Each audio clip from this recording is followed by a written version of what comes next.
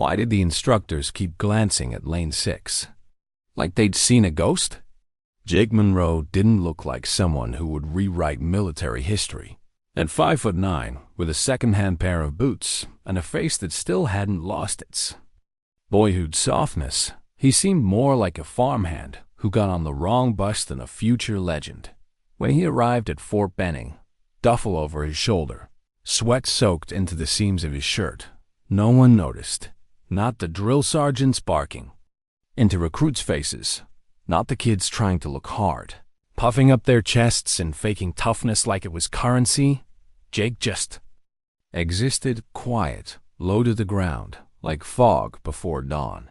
He spoke with a slow Kentucky drawl, and rarely more than a few words. Never bragged, never complained. He wasn't stronger than anyone, not faster, not louder, and in a world that rewarded volume and muscle, Jake was almost invisible. But he had a secret, not a dramatic one, not a classified past or shadowy resume. Just something simpler and deadlier. Jake Monroe had grown up poor.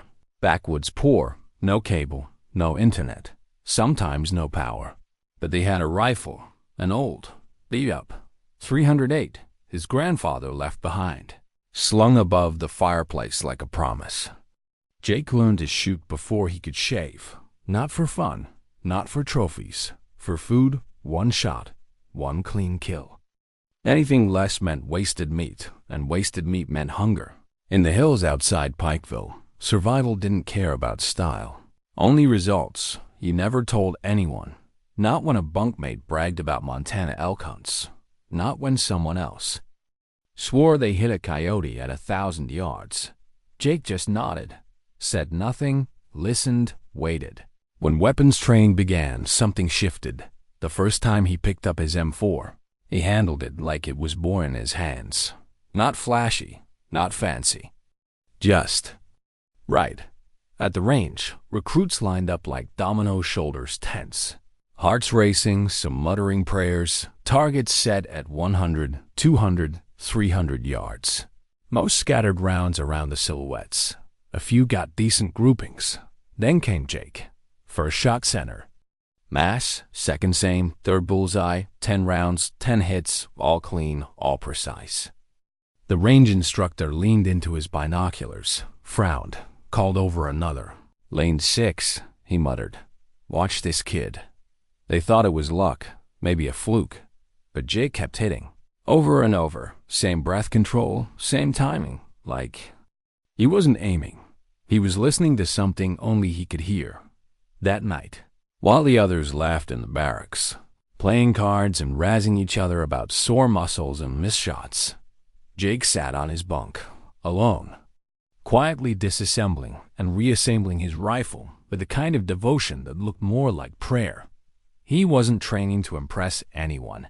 He was just trying to understand every inch of the weapon, every movement of the wind. One recruit joked, "He's probably memorizing the bolt's blood type." No one laughed too hard, because something was off about Monroe. Not in a bad way, in a way that made people uncomfortable. Like standing next to a calm storm. By the end of basic, Jake had qualified expert, top of the class in marksmanship. No one celebrated. No one even shook his hand. He didn't mind. Praise meant attention, and Jake had no use for either, but someone had noticed. Her name was Sergeant Lisa Tran. She didn't smile often, didn't say much, but when she saw Jake's groupings, she made a note on his file. Keep an eye on this one. Still, the kid blended in. During advanced infantry training, Bravo Company saw dozens of cocky, barrel-chested recruits guys who could bench 300, run 5 miles in boots, and scream louder than the drill sergeants. But none of them could do what Jake did when he lay prone behind a rifle. He became still, more than still. He disappeared. Not just into the dirt, but into something else. Like he became a thread in the land, woven into the rhythm of breath, sand, and gravity. The joke started up again. "Hey, farm boy, you moonlight as a ghost sniper?" "Bet he sleeps with his scope." Jake just kept cleaning his weapon. Never reacted. Never needed to one morning. They ran a surprise drill targets pushed out to 600 yards. No prep, no warning. Most recruits panicked. Some missed everything.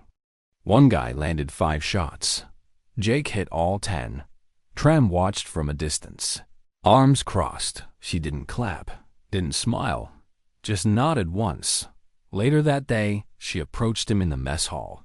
"You ever think about sniper school?" she asked. Jake looked up from his tray. "Not really, ma'am." "You ever shoot long distance?" He shrugged. "Once, out past the ridge. Don't know how far. Just felt right." She studied him. "That's the first honest answer I've heard all week." It was the beginning. Jake didn't know it yet, but something in the wind had started to shift, and it was carrying his name. Why did they take Bravo Company to the classified range? Just to watch one recruit shoot. No one got a heads up. One Monday, instead of morning drills, Bravo Company boarded unmarked transports and drove for over an hour past familiar landmarks, past the standard training zones, and through a gate guarded by MPs who didn't speak a word. The buses stopped at a range few recruits had even heard of, a place usually reserved for advanced snipers, special forces, or black ops evaluations. The sand shimmered under desert heat. Targets barely visible in the distance. Some shaped like silhouettes, others moved swinging steel plates. Man-sized figures that rotated unpredictably.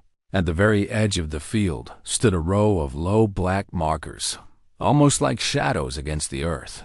"Today," Sergeant Tran announced, standing at the front, "you'll be firing like operators.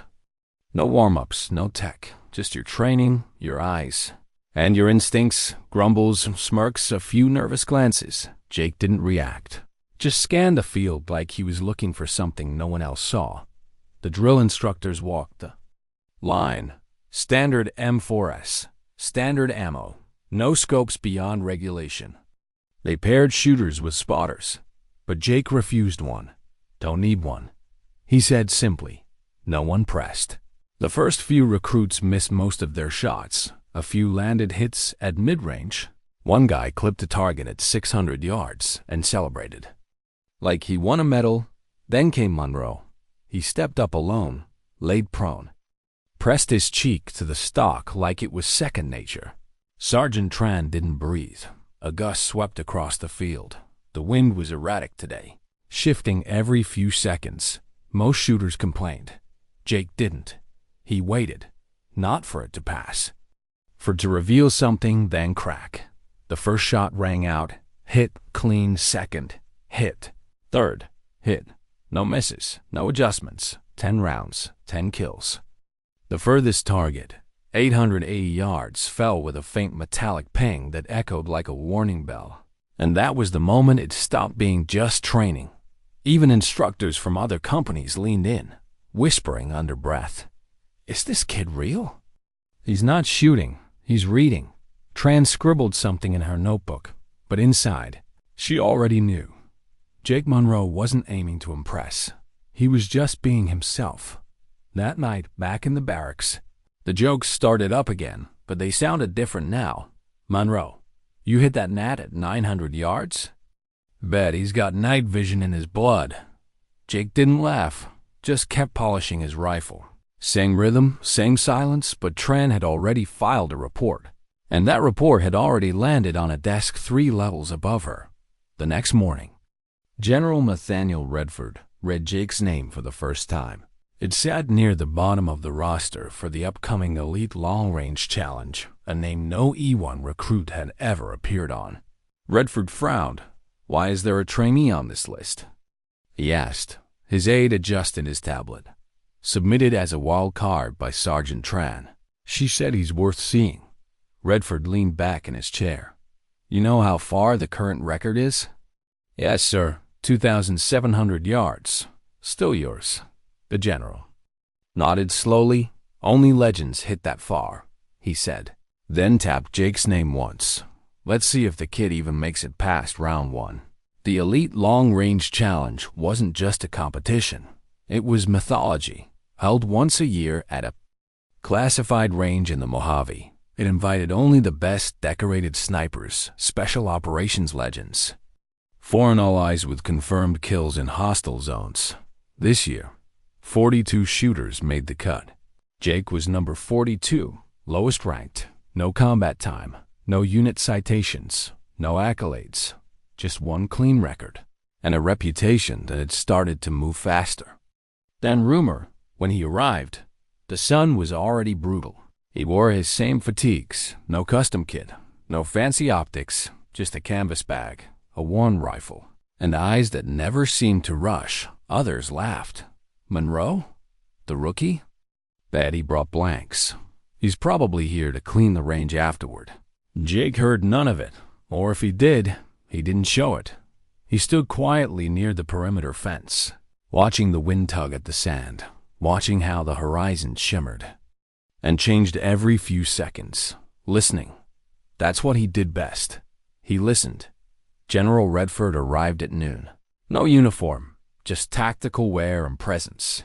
The kind of presence that didn't need stripes to command silence. He walked the line, looked at each shooter, then paused when he saw Monroe. Didn't speak, just studied. Jake didn't look back. Each competitor got 3 shots, 1,500 yards, 2,100. And the final, the record, 2,700 yards, one after the other. Legends took their shots. Most hit the first, fewer hit the second, none hit the third. The desert wind. It was cruel that day. Fast, swirling, angry, no one could tame it, until the final name was called.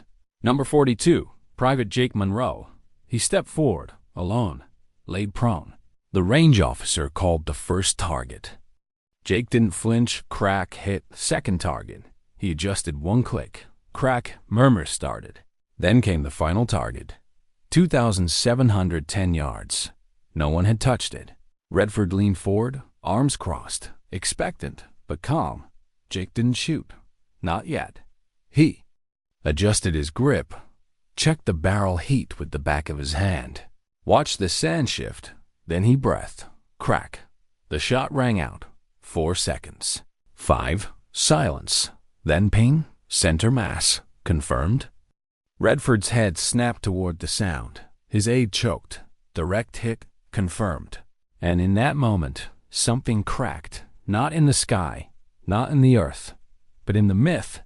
The record was broken. By a rookie. A ghost in fatigues. General Redford. Walked directly to him. No ceremony, no speeches, just his eyes. You realize what you just did? He asked. Jake nodded. Didn't think it could be done. Redford muttered. Not outside war. Not on a day like this. Jake looked him in the eye. Just needed the right wind, he said softly.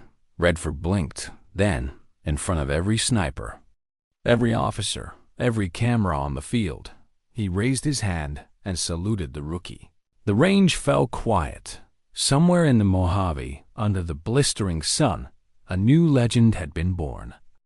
Why didn't he even stay for the ceremony? By the time Jake Monroe returned to the barracks, the Mojave dust was still on his boots. But his name had already reached command centers across the military.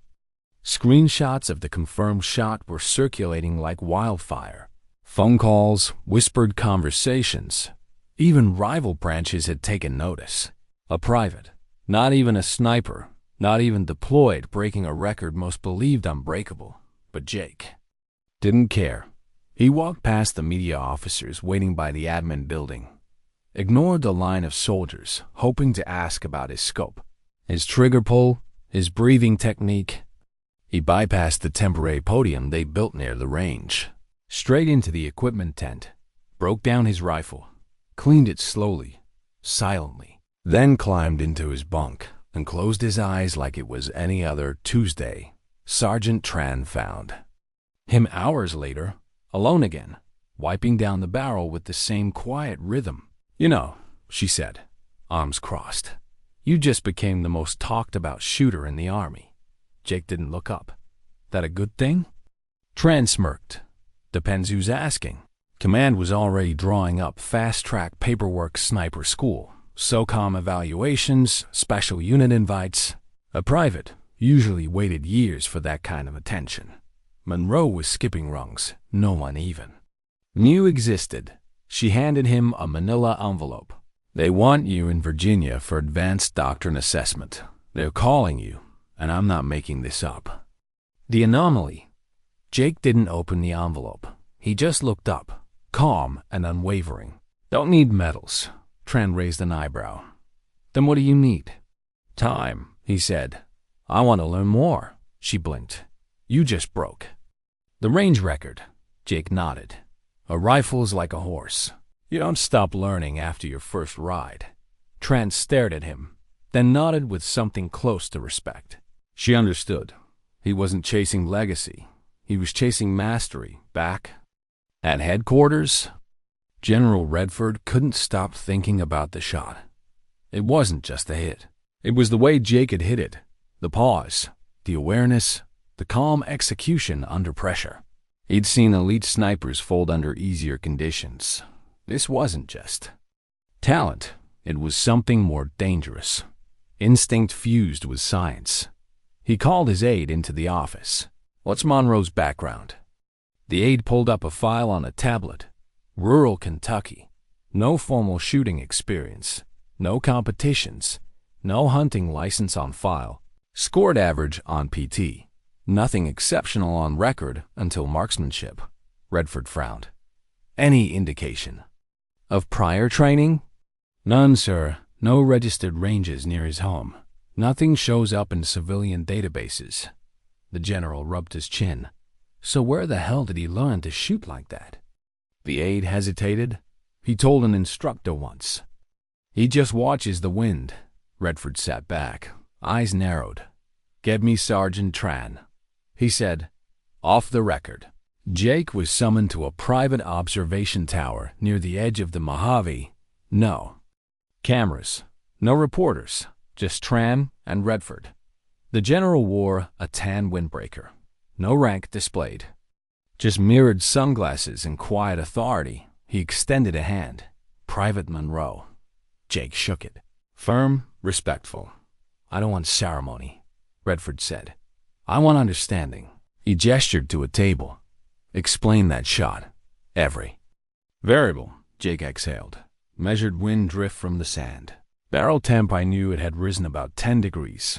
Adjusted for bullet drop, 42 mil holdover.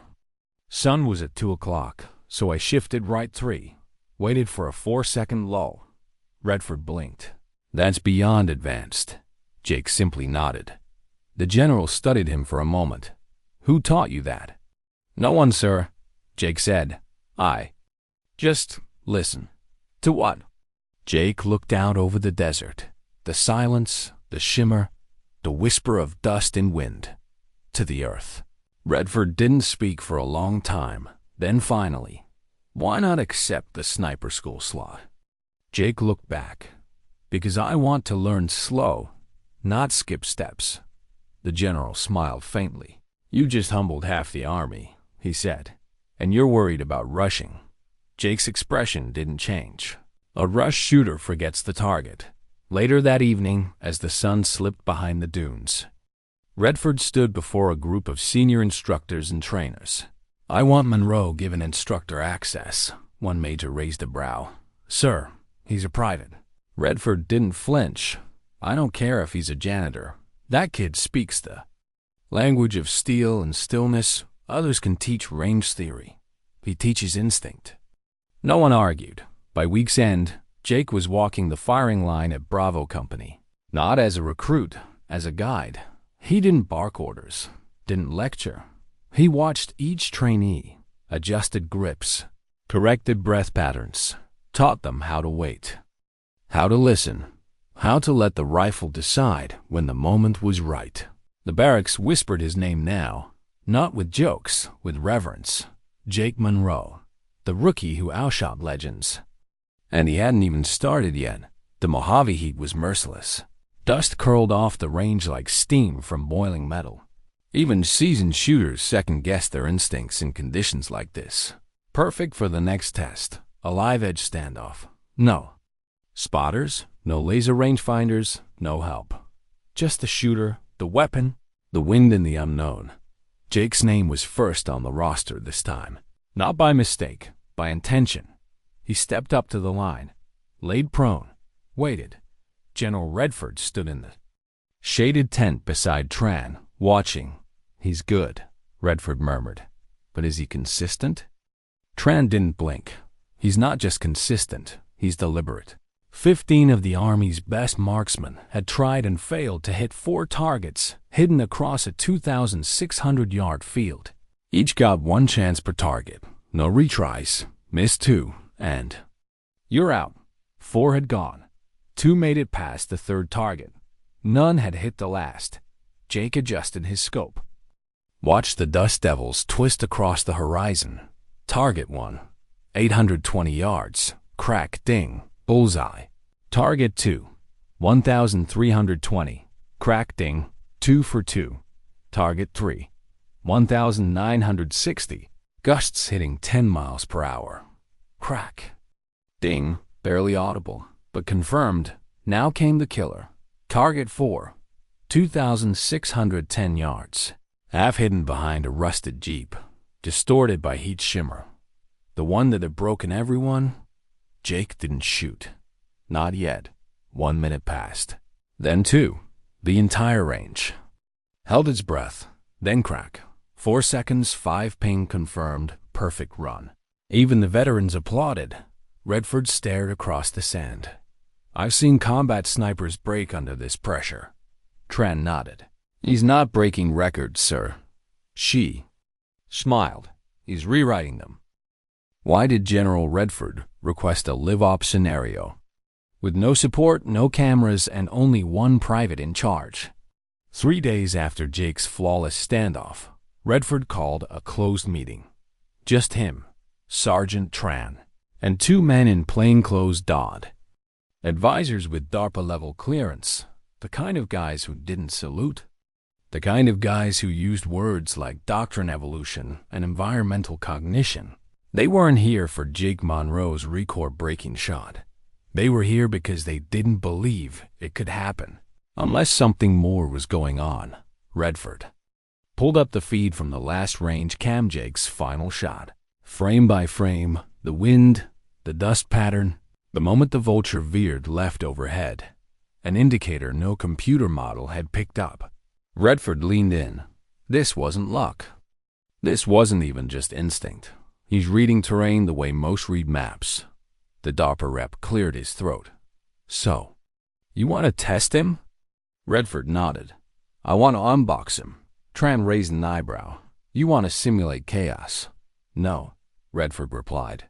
"I want to let chaos happen and see if he still listens." 2 nights later, under a crescent moon, Jake Monroe and Corporal Miles, a seasoned Delta Force spotter, were airdropped into the Nevada Valley. No drones, no overhead support, no digital terrain overlay, just a mission packet titled Operation Black Mirage. Objective: locate and neutralize 5 high-value targets across 14 miles of hostile terrain. Terrain was real. Threats were simulated, but hidden, unknown locations, timed movement, civilian markers to avoid, and only 6 hours to complete. It was the kind of trial usually reserved for SOCOM evaluation. Jake didn't hesitate. "When do we leave?" he asked. Miles wasn't sure what to make of him. The moment their boots hit dirt, Jake didn't check his GPS. He didn't even glance at the satellite map. He looked at the grass, smelled the air, tapped moisture off a rock. "You tracking or nesting?" Miles joked. Jake smiled faintly. "Just figuring out where the wind lives." Miles had worked with elite shooters, tech-heavy, laser-focused. Analytics for everything. Jake walked through the land like it was a friend. Within an hour, they located the first target, hidden in a rock formation 1,100 yards away. Jake fired once. Hit. Second target. Uphill. Backlit against a distant ridgeline. Jake waited 6 full minutes, 1 breath. Hit. Miles was starting to believe the whispers. Target 3 required a hike through jagged cliffs. No visible approach. Jake crouched, fingers brushing dirt. Bird activity had shifted. The silence was wrong. He changed direction, found the third target flanking them from a vantage point no one expected. Hit. Target 4 was 2,200 yards across unstable elevation and gusty crosswinds. Miles was sure they'd missed the timing window. Jake didn't. He waited behind a half-collapsed barn, watched the leaves on a dead tree. The wind stilled, crack, hit. Fifth target final was placed beyond a natural ravine, barely visible through the heat shimmer. They were behind schedule. Miles panicked. Jake didn't. He lay prone, watched the hawk dive across the valley, then fired. Hit confirmed, 2,400 yards. They made extraction with 40 minutes to spare. Back at command, Redford reviewed the rifle cam footage. "Sir," a technician whispered, "you're going to want to see this." At the moment Jake took his final shot, no sensors had picked up a viable wind lull, but Jake had. Redford steepled his fingers. "This changes everything," Jake was called to Redford's office the next morning. The general didn't ask for a salute, just looked him in the eye. "You redefined what a long-range operator can be," he said. "But more than that, you've changed how we think about battlefield awareness." Jake said nothing. Redford continued, "We're assembling a new classified doctrine unit, Ghost. Tier, voluntary, no ribbons, no records, just impact." Jake paused, then nodded. "I'll do it. On one condition." Redford raised a brow. "Go on. I still train Bravo, and I want access to rookies ones like me." Quiet, overlooked. Redford grinned. "Deal." Within weeks, a new section was quietly added to an obscure sniper curriculum. Its instructor was unnamed. The students didn't know who he was. They only knew what he taught. He didn't shout, didn't correct from a manual. He'd walk behind a shooter, adjust their elbow, then whisper, "You're not hearing it yet. What was it?" The wind, the rhythm, the silence before movement. Redford visited once. Watched Jake silently observe a student's breathing before a shot, then tell him, "Wait, she's not done talking. She." The student asked. Jake pointed at the tree, branches swaying on the far end of the range. "Oh." The shot hit dead center. Tran stood beside Redford. "He doesn't just break records," she said. Redford nodded. "He bends reality." As Jake's legend quietly grew, Bravo Company changed. The recruits stopped idolizing gear. They started respecting silence. Monroe became less of a person and more of a principle. Wait like Monroe. Don't force the shot. Breathe through the dust. Jake never raised his voice, never called attention. He taught like he lived deliberate, respectful, precise, but word spread to sniper schools in Europe, to adaptive warfare labs in Texas, to NATO, and eventually to underfunded youth camps in Appalachia. Jake turned most offers down, but one caught his eye. A nature-based survival camp in rural Kentucky. Underprivileged teens, no rifles, just terrain navigation, listening, respect. He accepted without hesitation. They just want someone to teach them how to see the land like it matters, he told Tran. She smiled. "That's how you started, isn't it?" He nodded. "Still how I live." And then came the next moment. The one that proved Jake Monroe wasn't just a fluke. He was building something. During a cross-unit competition, a recruit from Montana barely qualified, shaky hands. Soft-spoken stepped up to a 2,100-yard target. She trained with Jake for 6 weeks. She took her shot, hit dead center. The range fell silent from afar. General Redford turned to a visiting general. "She was trained by Monroe," he said quietly. The general blinked. "Monroe? The record kid?" Redford nodded. "No longer just a legend. He's building an army of them." Why was there no press for General Redford's retirement speech? But every elite soldier showed up anyway. Fort Dagger's auditorium wasn't built for ceremony. It was built for silence. for briefings, war room walkthroughs, and cold tactical lectures. But today, the air inside pulsed with something unspoken. Soldiers from across the branch's special operations, recon, black ops filed in one by one. No chatter, no flags, no band. Just reverence. Because this wasn't about a farewell. It was a passing of the torch, and every person in the room knew. They weren't there for Redford. They were there for the man he was about to name. Backstage, Jake Monroe sat alone on a folding chair, still in standard fatigues. No ribbons, no pins, just a name tag. Monroe. He refused to wear his dress blues. I didn't earn any of this in ceremony. He told Tran, I earned it crawling through dust. She leaned against the wall beside him, arms crossed. You've earned the world. Monroe, you just don't want to own it. Jake looked down at his boots, scuffed, dust-caked, same pair from the Mojave. I don't need to. On stage, Redford adjusted the mic. His voice was rough-edged, graveled from years of yelling over war and wind. When I first saw a young private hit 2,710 yards, he began. I thought it was a fluke. Lightning in a sandstorm. One moment, one bullet. One mistake in the math. A soft chuckle rippled through the crowd.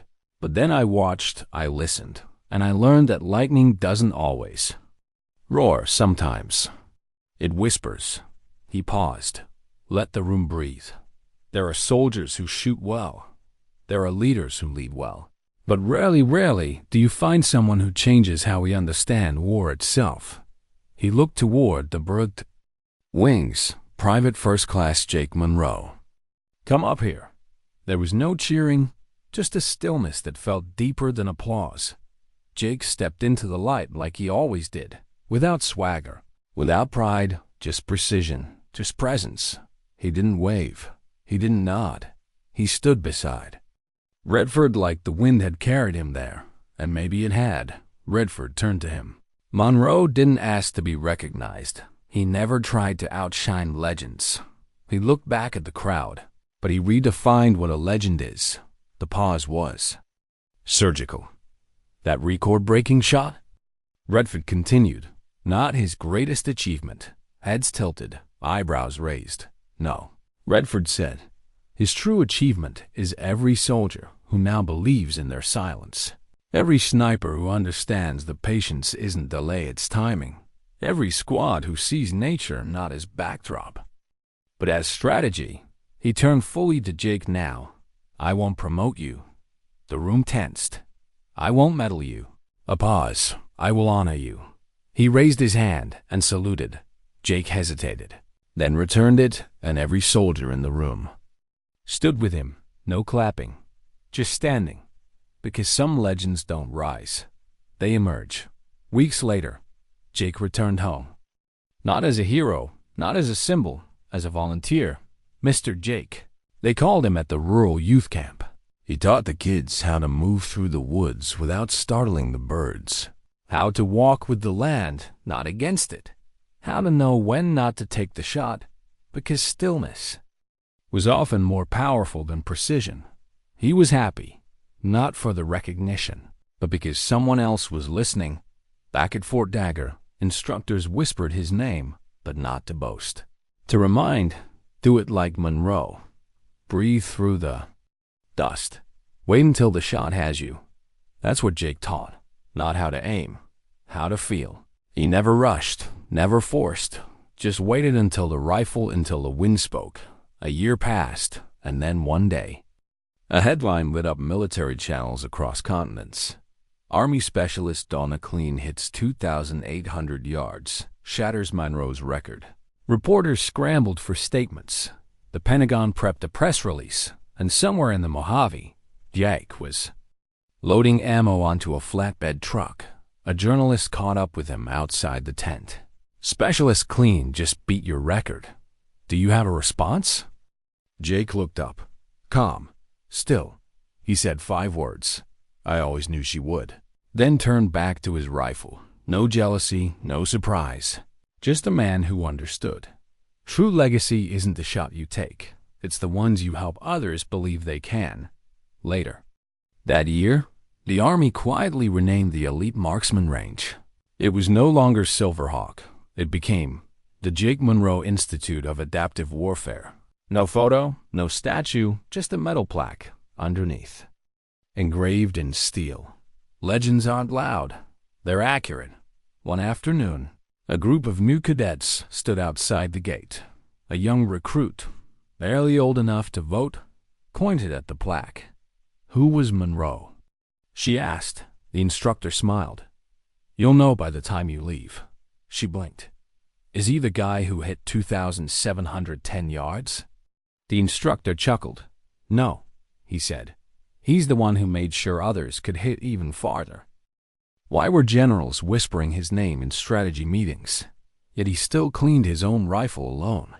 They called it the aftershock. Jake Monroe's shot hadn't just broken a record. It fractured an entire doctrine in the weeks that followed. His performance was quietly distributed across the highest levels of military intelligence. Not for celebration, not for ceremony, for study. Analysts from Fort Bragg, advisors from NATO, even civilian teams from DARPA reviewed his range cam footage.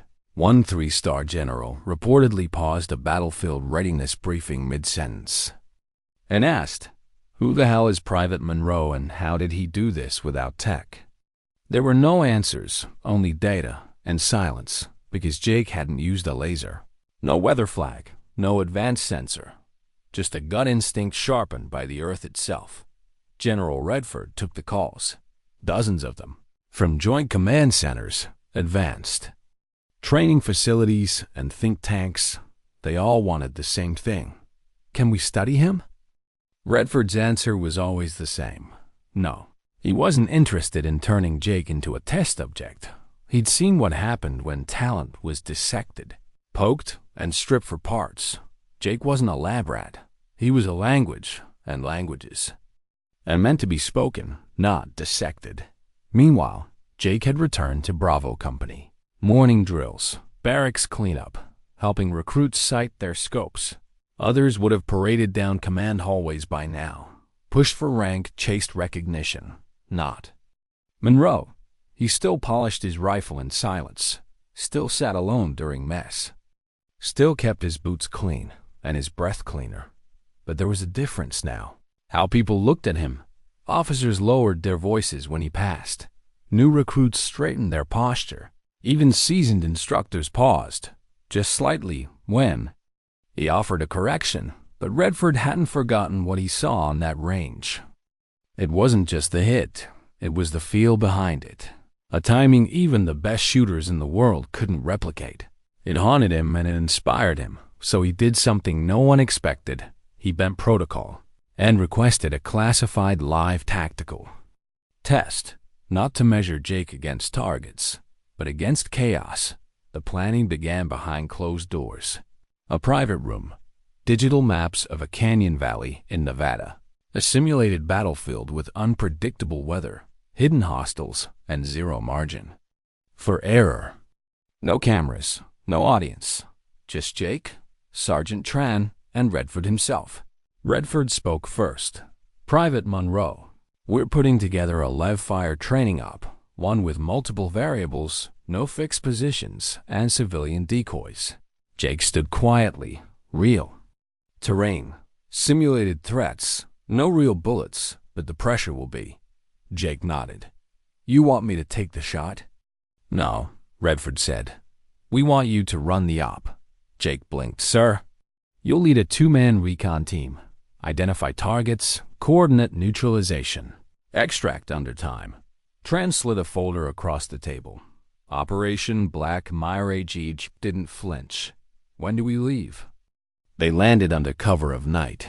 Jake and Corporal Miles, handpicked from Delta Force, dropped into the edge of the Nevada Canyon Range.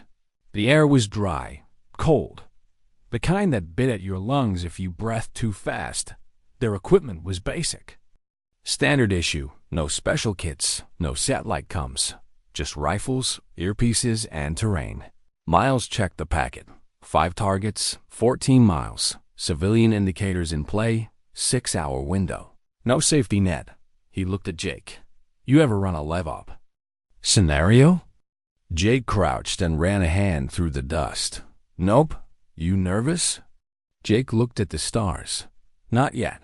They moved like ghosts. Jake never checked his GPS. He read wind through tree tilt, moisture from rock texture, silence in the birds, miles. Was a pro. He operated in hostile zones, led extractions under fire, but even he had to admit, he'd never seen anything like Jake. Target 1. Confirmed. Jake made the shot off a ridge without a spotter. Target 2. Moving simulation. Jake predicted its path based on cloud shadow drift. Target 3 was a flanking decoy. Jake found it by noting a trail of displaced dew every shot.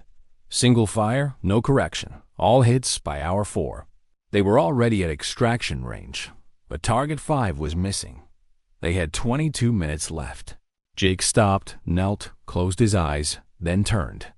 Not toward the path, but up the canyon slope. Targets. Above us, he said. How do you know? Jake pointed at a hawk circling tight. Pressure's rising. Movement's near.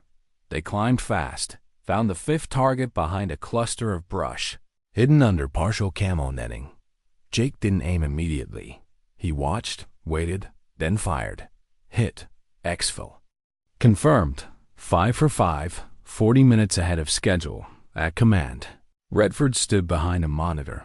Sir, a tech whispered, you're going to want to see this. He replayed the final shot, a 23-second wind lull, undetectable by sensor. Predicted by Jake using bird trajectory. No, I picked it up. Jake felt it? Redford whispered to himself. This changes everything. Back at base, Jake returned to his bunk, unpacked his gear, washed up, and sat down with a standard field rifle. He cleaned it in silence, like it was Sunday morning back in Kentucky. Tran found him an hour later. You just passed the test. No one was meant to pass, she said. Jake didn't look up. That a good thing? She smiled. Depends who's watching. Redford met with top brass the next morning. No headlines. No public praise, just a single statement. He redefines what perception is on the battlefield. But even that wasn't the real story. The real story was that Jake didn't care about defining anything. He just wanted to teach. He requested to stay at Bravo. I'll do ghost tier missions, he said. But I want rookies. Ones who've been overlooked. I know what that feels like. Redford agreed. Within weeks, Jake had his own training slot carved out at the range.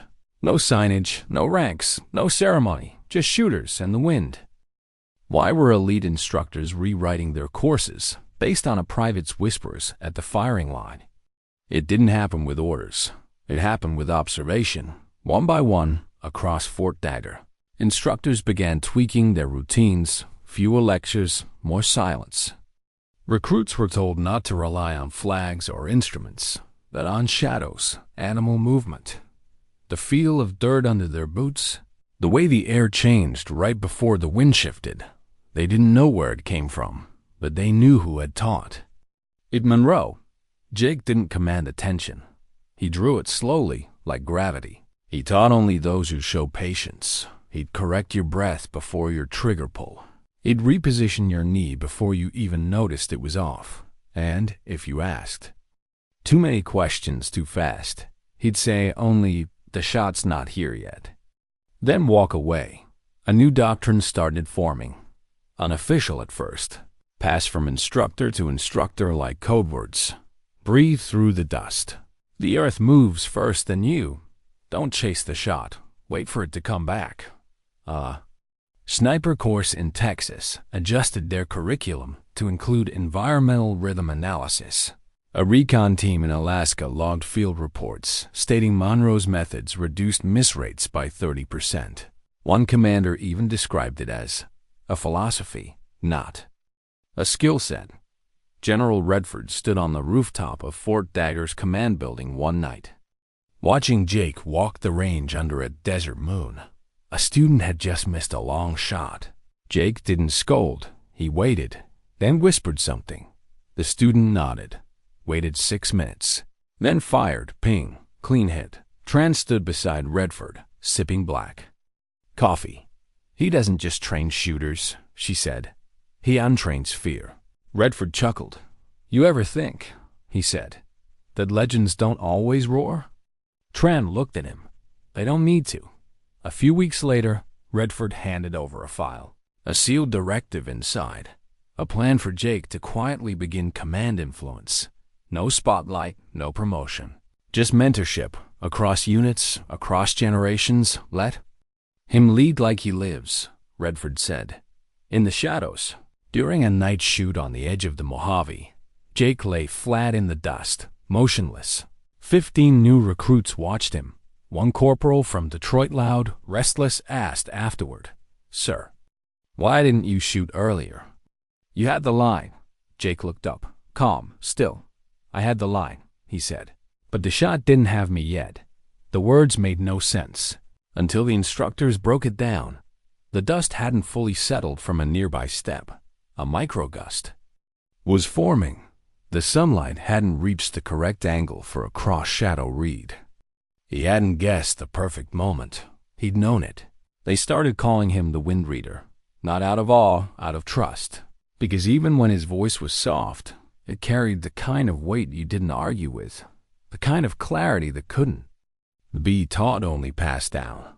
A month later, Jake was on a cargo chopper, headed to a joint NATO observation course, not as a shooter, as an instructor.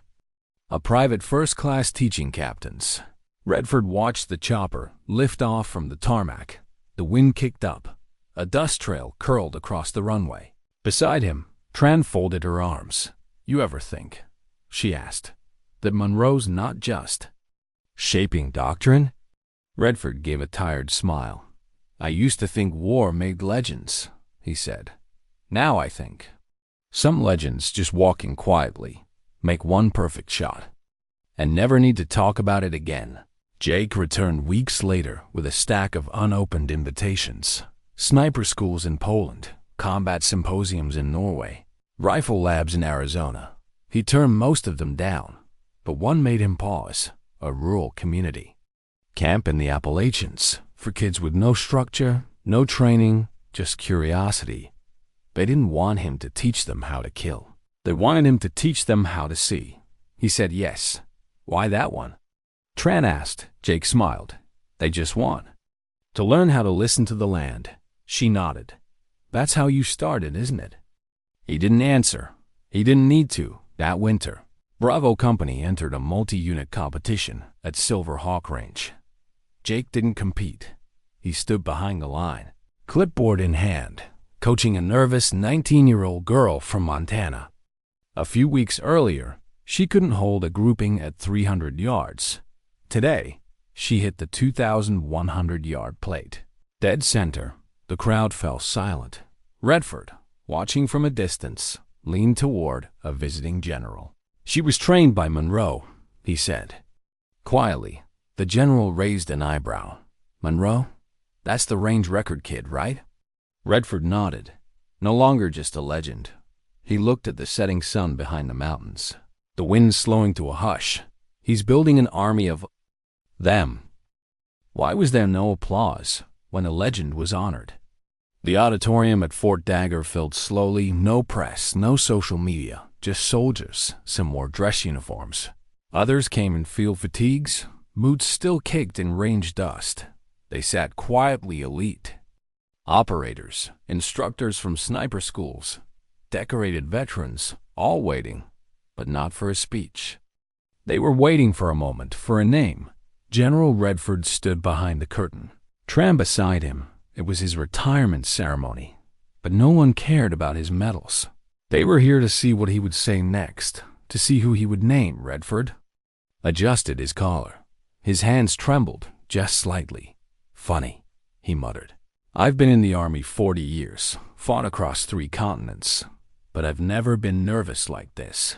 Tran gave him a soft smile. Because this isn't about you. He chuckled. No, not anymore. He walked on stage without fanfare, no music. Just the soft creak of a wooden floor beneath combat boots. He gripped the mic and looked across the sea of faces. Then began. When I first saw a young private hit 2,710 yards, I thought I was watching luck. He paused. I was wrong. The room was dead silent. I thought lightning struck once. That maybe the wind had mercy. Or the scope alignment was divine. Another pause. But then I watched him wait 6 minutes for a lull only the hawks noticed. I watched him teach by breathing, not speaking. I watched him turn kids who had never grouped at 100 yards into patient, deliberate, quiet shooters who could hit steel at 2,000. He looked up. There are soldiers who make impact, and then there are those who bend the future without raising their voice. A longer pause. Then, Private First Class Jake Monroe, come up here. Still no applause, no cheering, only quiet movement as Jake stepped onto the stage. Same boots, same uniform, same slow, grounded walk. He didn't look up at the crowd. He didn't need to. He looked only at Redford. Redford studied him for a moment, this kid from Kentucky, who spoke more to the dust than to people. Then, Redford stepped back. I won't promote you, he said. I won't decorate you. Jake raised an eyebrow just barely. Redford's voice softened. I will honor you. Then, slowly, in front of everyone, he saluted. Jake hesitated, then returned it. The entire auditorium stood, not with cheers, but with silence, because some things are too sacred for sound. A few weeks later, Jake went home, not to a parade, not to cameras, to the Appalachian woods, to quiet. The kids at the survival camp called him Mr. Jake. He taught them how to move without snapping branches, how to follow wind patterns by watching the leaves, how to know when not to shoot, because sometimes stillness was stronger. He slept in a canvas tent, drank from the creek, read old hunting manuals under starlight. He was happy, not because people knew who he was, but because they didn't. Back at Fort Dagger, instructors still whispered his name, but now it wasn't reverence, it was reference. Line up like Monroe, breathe like Monroe. Don't rush it, wait till the shot has you. New cadets didn't know the origin. They just knew the standard. 1 year later, at the International Sniper Championship in Iceland, a 21-year-old Army specialist named Donna Clean did the impossible. She hit 2,800 yards. Clean confirmed. She broke Monroe's record. Reporters swarmed the story. They asked for quotes from anyone in her unit. Then asked Jake directly. He gave them 5 words. I always knew she would. No jealousy, no bravado, just belief. Because Jake never built his legacy on what he did. He built it on what he made others believe they could do. Months later, the Army quietly renamed its most advanced shooting range. It was no longer Silver Hawk. It became the Jake Monroe Institute of Adaptive Warfare. No statue, no portrait, just a single brushed steel plaque at the gate. Beneath it, an engraving. Legends on it. Loud. They're accurate. One morning, a busload of cadets arrived for training. A nervous recruit, barely 18, paused at the gate and pointed to the plaque. Who's Monroe? She asked. The instructor smiled. You'll know by the time you leave. She blinked. Is he the one who hit 2,710 yards? The instructor shook his head. No. He looked across the field open, quiet, kissed by the breeze. He's the one who made sure others could hit even farther. And the gates opened, and the wind waited.